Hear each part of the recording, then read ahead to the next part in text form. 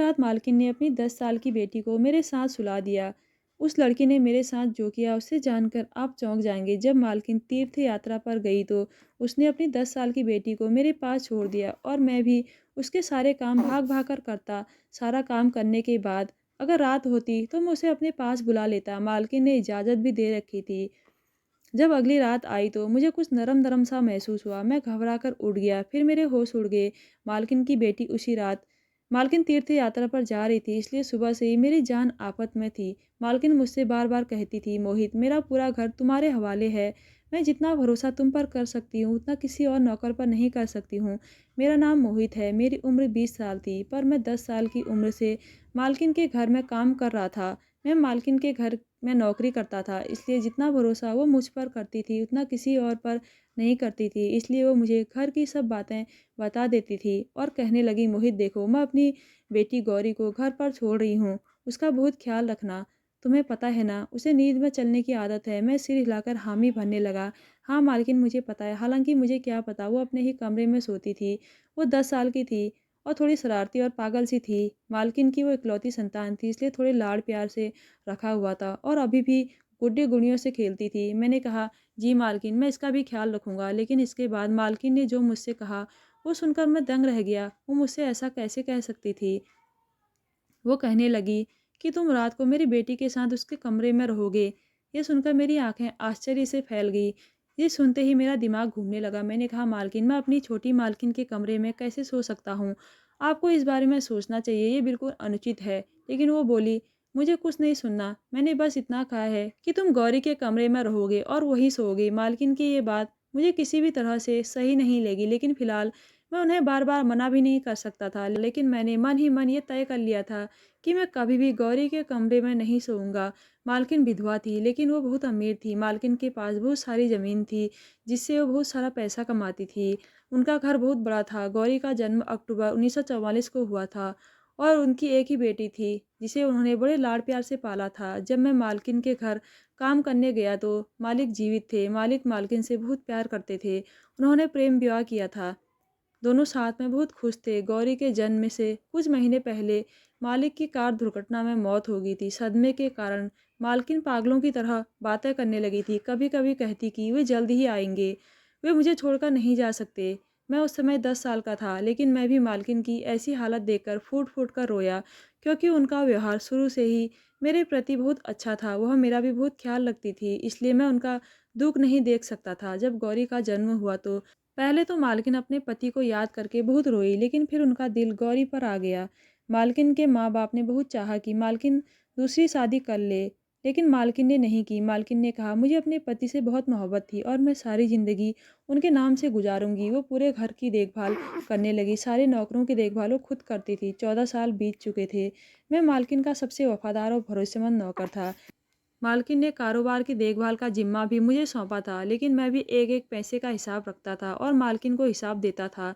इस साल मालकिन के माता पिता तीर्थ यात्रा पर जा रहे थे, तो मालकिन ने कहा कि वह भी तीर्थ यात्रा पर जाना चाहती है। यह सुनकर पहले तो गौरी ने हंगामा मचाया था कि वह यहाँ अकेली नहीं रहेगी, लेकिन गौरी के फाइनल पेपर होने वाले थे, इसलिए मालकिन कहने लगी कि मैं तुम्हारी पढ़ाई खराब नहीं करना चाहती, इसलिए अगली बार तुम मेरे साथ चलना। बड़ी मुश्किल से वो मानी, लेकिन मालकिन जो भी मुझसे कह रही थी वो मुझे ठीक नहीं लग रहा था। हालांकि मालकिन ने मुझे सब कुछ समझा दिया था और फिर तीर्थ यात्रा पर चली गई।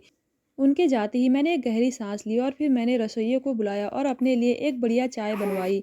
लेकिन मैं अपनी मालकिन के होते हुए कभी भी सोफे पर नहीं बैठा था। हालांकि उन्होंने मुझे कभी कहीं बैठने से मना नहीं किया था, बल्कि मैंने हमेशा मालिक और नौकर का सम्मान बनाए रखा था। लेकिन अब मैं सोच रहा था कि अब मालकिन गई है तो कुछ दिन मैं भी मालिकों वाले ठाट कर लूँ। मैंने एक सुकून की सांस ली और आराम का आनंद लिया। मैंने अपने दोनों पैर सामने कांच के मेज पर रखे, रिमोट हाथ में पकड़ा और टीवी पर चैनल बदलने लगा। मैं अभी भी सोच रहा था कि कौन सा चैनल देखूं। मैं अभी पूरी तरह इस माहौल से रूबरू नहीं हुआ था कि कमरे का दरवाज़ा खुला और गौरी लॉन्च में आई। और जब उसने मेरे बैठने का तरीका देखा तो चेहरे पर सिकन लाते हुए बोली, मोहित के बच्चे, आते ही अपनी माँ से तुम्हारी शिकायत करूंगी कि तुम कैसे उनकी कीमती मेज पर पैर फैलाए बैठे थे। यह सुनकर मैं घबरा गया और सीधा बैठ गया। मैंने कहा, छोटी मालकिन, मालकिन से मेरी शिकायत मत करना, ऊपर वाले की खातिर। मैंने तुरंत टीवी बंद किया और रिमोट एक तरफ रख दिया। गौरी माथे पर गुस्सा लिए सोफे पर बैठ गई और रिमोट भी अपने हाथ में थाम लिया और कहने लगी कि माँ घर पर हो या ना हो, इसका मतलब यह नहीं है कि मैं तुम लोगों को सर पर चढ़ाऊंगी। जब तक वह घर पर नहीं है तब तक तुम मेरे कंट्रोल में हो। मैं इस घर की मालकिन हूँ, इसलिए मैं जो कहूँगी तुम सब वही करोगे। मैंने अपने सीने पर हाथ रखा और सिर झुका लिया। हाँ, क्यों नहीं छोटी मालकिन, जैसा आप आदेश करें। मेरा दिल अंदर से जल रहा था। मेरी तो मालकिन की बेटी के साथ एक मिनट भी नहीं बनती थी। वो हर समय बचकानी हरकतें करती रहती थी और मैं उसकी हरकतों से परेशान हो जाता। वो मुझे बाजार के काफ़ी चक्कर लगवाती थी, यह कहकर कि तुम ही मेरे लिए सामान लाओगे, ड्राइवर नहीं जाएगा और ना ही कोई दूसरा नौकर। मालकिन भी उससे कुछ नहीं कहती थी क्योंकि वो उनकी लाडली बेटी थी। वो मुझसे कहती थी कि जो भी छोटी मालकिन कहे वो कर दो। और जब नौकर चाय लेकर आया और मुझे ऐसे खड़े देखकर अजीब तरह से हंसा और मुझसे बोला कि अभी तो बहुत घमंड हो रहा था, आ गए ना अपनी औकात में। मैंने उसे घूर कर देखा था और ऐसे देखा जैसे मैं उसे खा जाऊंगा। उसने चाय का कप टेबल पर रखा जिसे मैंने पीना चाहा। उसे गौरी बड़े मज़े से पी रही थी। मेरा पूरा दिन तरह तरह के काम में निकल गया। जैसे ही रात हुई मैं अपने क्वार्टर में जाने लगा। गौरी पूछने लगी कि कहाँ जा रहे हो मोहित। माँ ने कहा था कि तुम मेरे कमरे में सोओगे। ये सुनकर मुझे मेरी मालकिन की कही बात याद आ गई। मैंने हैरानी से गौरी की ओर देखा और कहा, छोटी मालकिन, मुझे अपने क्वार्टर के अलावा और कहीं नींद नहीं आती है। घर में नौकरानी भी है, आप उसे अपने साथ सुला लो। लेकिन वो कहने लगी, माँ ने कहा था कि तुम मेरे साथ सोओगे, तो इसका मतलब तुम ही सोओगे। और चलो मेरे कमरे में और कालीन पर जाकर सो जाओ। मैं कमरे में आते आते सो गया था, लेकिन मुझे बड़ी बेचैनी हो रही थी। पर वो जाकर बिस्तर पर लेट गई। उसने लैंप भी बंद कर दिया था। इस समय कमरे में बहुत अंधेरा था। मेरा दिल बहुत ज़ोर ज़ोर से धड़क रहा था। हालांकि वह 10 साल की थी, पर मैं 10 साल का नहीं था। मुझे किसी की कही बात याद आने लगी जो मैंने कई बार सुनी थी, कि जहाँ एक आदमी और एक औरत होती है वहाँ एक तीसरा शैतान होता है। पता नहीं मालकिन ने ऐसा क्यों कहा कि मैं उसकी बेटी के कमरे में अकेला रहूं। वह चाहती तो नौकरानी को गौरी के साथ सुला लेती।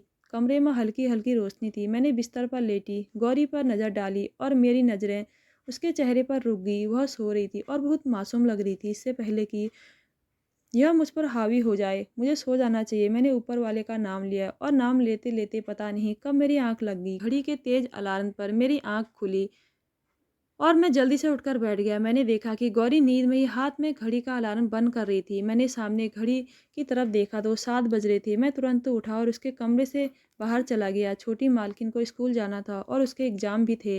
मालकिन ने कहा था कि गौरी को ड्राइवर के साथ अकेले मत भेजना। इसलिए जब गौरी तैयार होकर कमरे से बाहर आई तो मैं ड्राइवर के साथ उसे स्कूल छोड़ आया। इसके बाद मैं अपनी ज़मीनों का हिसाब देखने लगा कि कहाँ से कितना पैसा आया, क्या हुआ और क्या नहीं। यह हिसाब मेरी जिम्मेदारी थी। मैं अपने काम में इतना बिजी हो गया कि मुझे यह भी याद नहीं रहा कि मुझे गौरी को वापस लेने जाना है।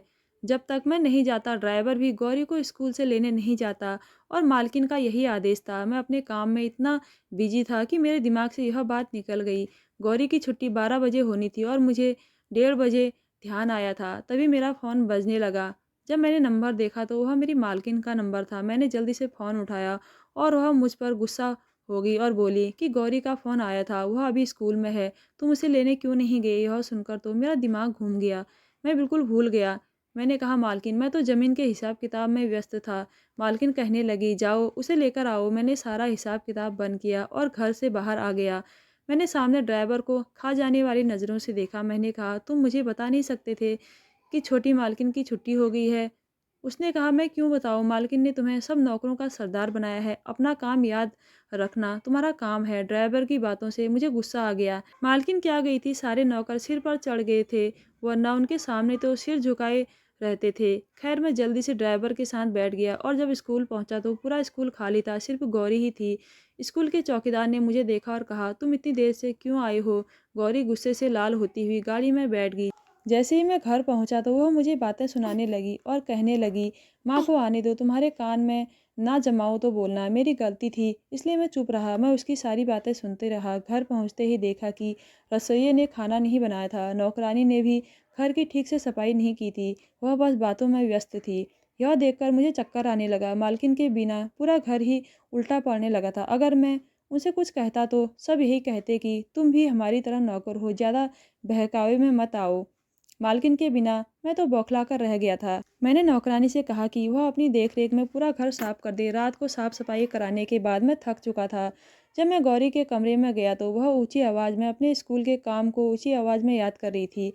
मैं लॉन्च में जाकर सो गया क्योंकि मैं दिन भर थका हुआ था। रात को मुझे ऐसा लगा जैसे मैं कहीं और ही मौजूद हूँ। मुझे किसी की कदमों की आहट सुनाई दी। मैंने आंखें खोली तो देखा एक आदमी गौरी के कमरे के बाहर खड़ा था। कमरे की खिड़की से अंदर झांक रहा हो। मैंने तेज आवाज़ में कहा, कौन है वहाँ पर?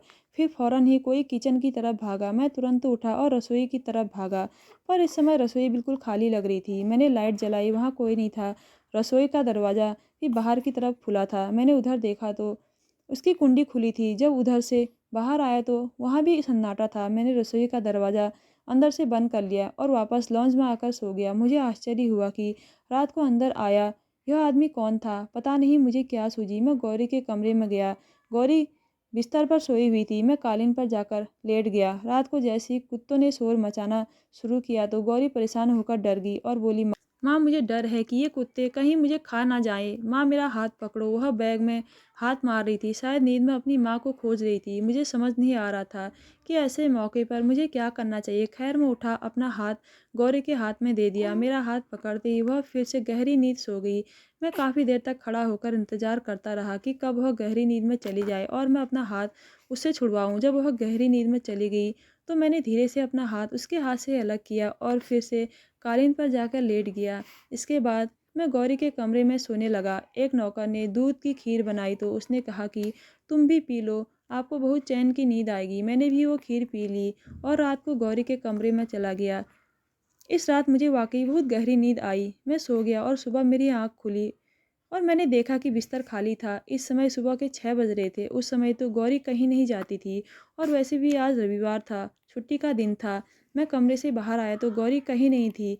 मैंने उसे पूरे घर में देखा, मुझे गौरी कहीं नज़र नहीं आई। मेरा दिल इतना घबरा गया कि मैंने शोर मचाकर सभी नौकरों को जगा दिया। सभी उसे ढूंढने लगे लेकिन वो पूरे घर में कहीं नहीं थी। मेरी हालत ऐसी थी कि अगर काटो तो खून भी नहीं निकलेगा।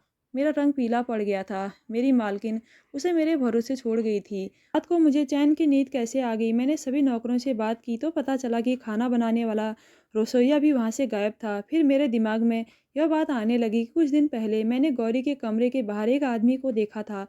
वह भागता हुआ रसोई में चला गया था। शायद वह रसोइया था।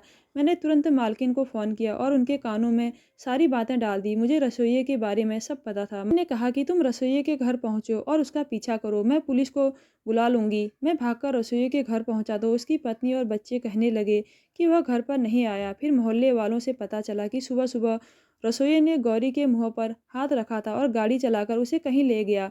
उस समय तक पुलिस भी हमारे बंगले पर पहुँच चुकी थी। सारी जाँच के बाद बंगले के बाहर लगे कैमरे की मदद से हमें गाड़ी का नंबर मिल गया और यह भी दिख रहा था कि रसोइया गौरी के साथ है। वो गौरी के मुंह पर हाथ रखकर जबरदस्ती गाड़ी में बैठा रहा था। गाड़ी का नंबर ट्रेस हो चुका था। मैं भी पुलिस वालों के साथ गया था। जैसे ही गाड़ी उनके पास पहुंची तो उनकी गाड़ी सुनसान जगह पर खड़ी थी। मुझे याद आने लगा कि एक बार रसोइया मुझे ऐसी जगह ले गया था जहां उसके कुछ दोस्त रहते हैं। मैं उसी तरफ भागने लगा जहां उसके दोस्तों का घर था। पुलिस बाद में पहुंची लेकिन मैं इस घर में पहले पहुंच चुका था। मैंने दरवाजे पर जोर से लात मारी और दरवाज़ा खुल गया। रसोइया और दो आदमी सामने मौजूद थे। उन्होंने गौरी को रस्सी से बांधकर कुर्सी पर बैठा दिया था। वो बहुत रो रही थी। ये देखकर मेरा खून खौलने लगा। मैंने ना आओ देखा ना ताओ और उन तीनों को धोना शुरू कर दिया। कुछ ही देर में पुलिस वहां पहुंच चुकी थी। उन्हें पकड़कर जेल में डाल दिया। रोते हुए गौरी ने मुझे गले लगा लिया। वो बहुत डरी हुई थी। मैंने उससे कहा कि चिंता मत करो, जब तक मैं जिंदा हूँ कोई तुम्हारा कुछ नहीं बिगाड़ सकता। कुछ ही दिनों में मालकिन भी वापस आ गई और मालकिन गौरी को गले लगाकर रोने लगी और मुझसे कहने लगी कि मुझे तुम पर भरोसा था कि तुम मेरी बेटी की रक्षा जरूर करोगे। मैंने कहा कि मैंने उसे हमेशा अपनी छोटी बहन की तरह माना है और जब तक मैं जिंदा हूँ तुम बिना किसी चिंता के रहो। मेरे होते हुए तुम्हारी तरफ कोई नज़र नहीं डालेगा और ना ही प्रीति की तरफ देख सकता है। यह सुनकर मालकिन बहुत खुश हो गई। उस दिन से मालकिन भी मुझे अपनी बेटी की तरह रखने लगी। तो दोस्तों कैसी लगी आज की स्टोरी? अगर अच्छी लगी तो मेरे चैनल को ज़रूर सब्सक्राइब कीजिएगा। धन्यवाद।